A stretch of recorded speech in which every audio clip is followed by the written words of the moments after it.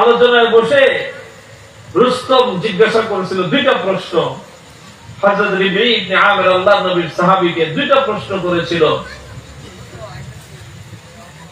মানিত্তাআসাকুম ওয়ালিমাত্তাআসাকুম, প্রশ্ন দুইটা, যে তোমরা আরব দেশে ছিলা, সেই আরব ভূখণ্ড থেকে একটা বেদুইন জাতি, তোমরা একটা অসভ্য জাতি, শিক্ষা দীক্ষা বলতে যাদের কিছুই জানা ছিল না, কোন রাষ্ট্র সভ্যতা যাদের ছিল না, কোন সরকার যে দেশে নাই, কোন রাষ্ট্র নাই, সেই গোত্রীয় একটা অঞ্চল, সেই ভূখণ্ড থেকে তোমরা অল্প কিছু মানুষ চলে আসছো পৃথিবীর সবচেয়ে শক্তিধর ক্ষমতাধর পারস্য সাম্রাজ্যের প্রধান সেনাপতির কাছে।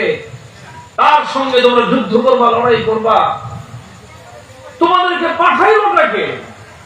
কার বুকে এত বড় পাটা যে পারস্য সাম্রাজ্যের সাথে লড়াই করবার জন্য সেনাবাহিনী পাঠায়?